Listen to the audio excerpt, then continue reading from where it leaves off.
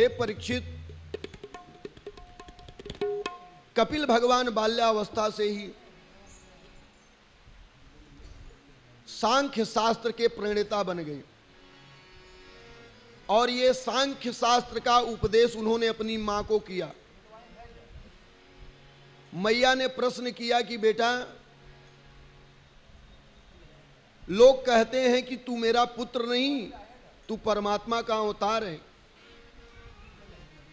तो तू यदि परमात्मा है तो कृपा करके ये बता कि परमात्मा को समझा कैसे जाना जाता है, पाया कैसे जाता है, परमात्मा के पास रहा कैसे जाता है, परमात्मा मिलते कहाँ हैं, परमात्मा हैं कैसे, वो अनुभव होना चाहिए। मैं तो तुम्हें पुत्र के रूप में देख रही हूं, मैं तो तुम्हें परमात्मा समझ ही नहीं पा रही हूं, मैं तुम्हें परमात्मा कैसे मान लूं, वो तो रास्ता बताओ। तो मैया को सांख्य शास्त्र का उपदेश किए और मां को मंत्र दिए, मां के गुरु बने कपिल मुनि। यही कपिल मुनि सूर्यवंशी राजा सगर जब तप करके 2 पत्नियों से, एक पत्नी से 60,000 पुत्र उत्पन्न हुए और दूसरी पत्नी से एक पुत्र हुआ जिसका नाम पड़ा असमंजस। राजा सगर कौन है? तो बोले राजा सगर ही समुद्र है, सागर सगर। तो राजा सगर के 60,000 पुत्र हुए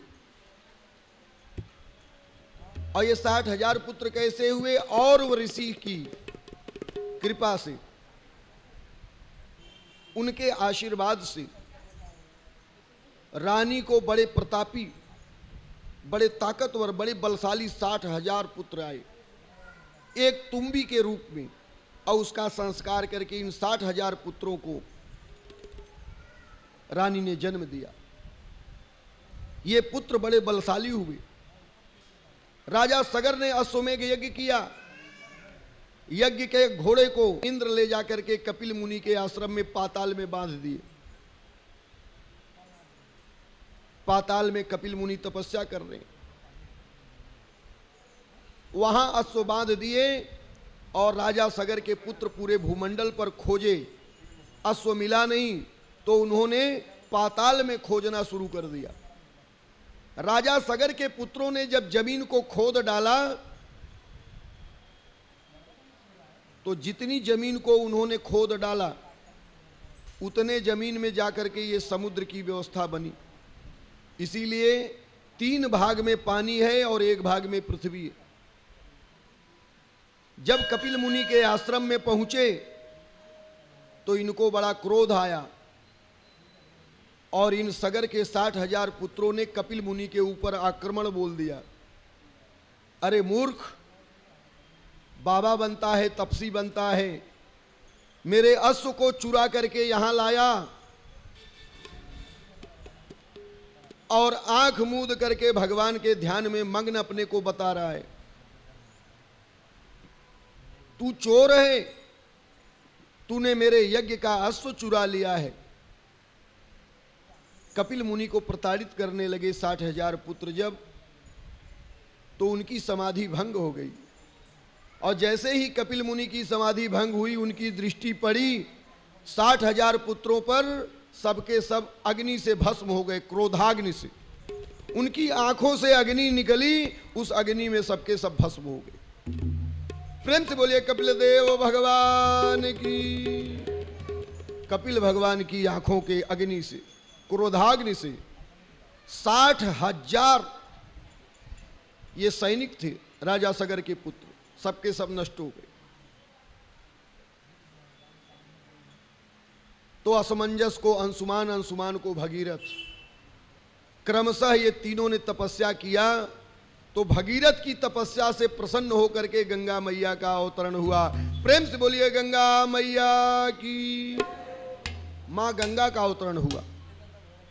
3 पीढ़ी तक तपस्या चलती रही गंगा को बुलाने के लिए, क्योंकि गंगा पापम, शरीर से किए हुए पाप को नष्ट करेंगी कौन?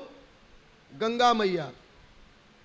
इसलिए सब लोग अपने घर में गंगा जल रखो और बच्चों को भी नहलाओ, अपने भी नहाओ और रिश्तेदार आए तो उसको भी नहाओ। सावर से नहलाना इस रिश्तेदार को जरूरी नहीं।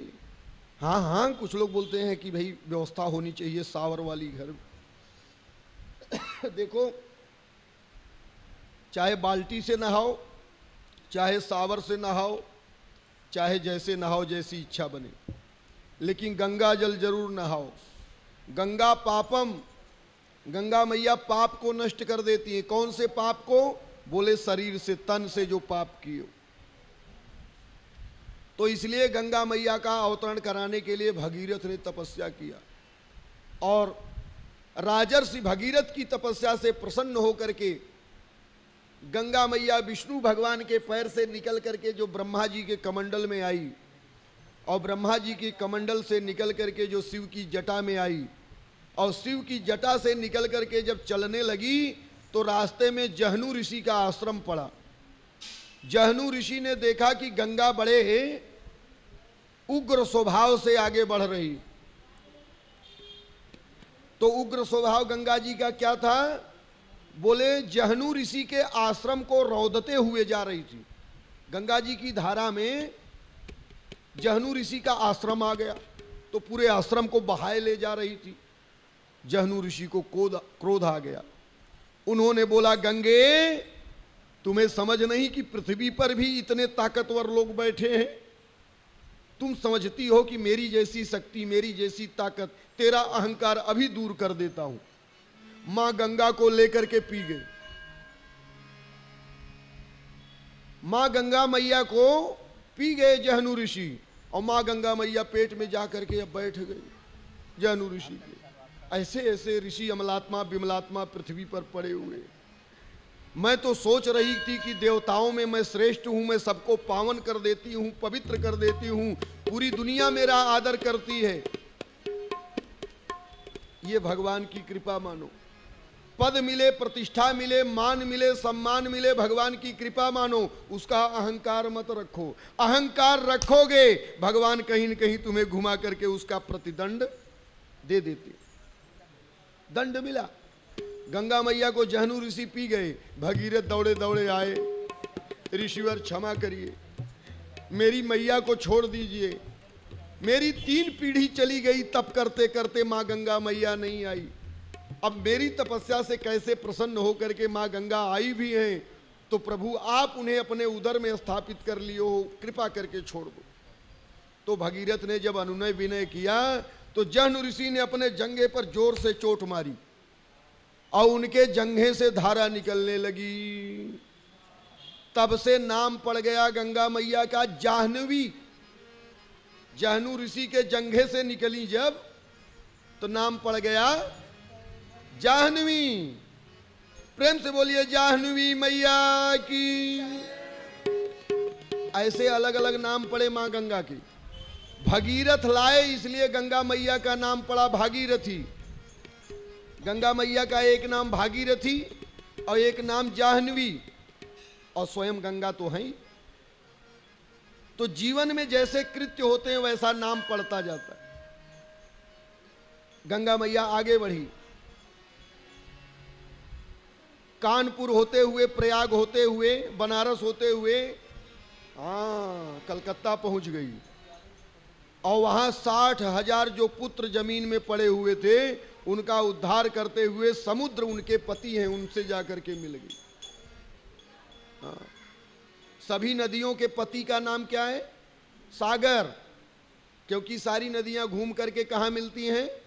सागर में। वो पति हैं, नदियां उनकी पत्नी। और सागर कौन है? विष्णु। नदियां कौन है? उनकी प्रिया है, पत्नी, विष्णु भगवान की।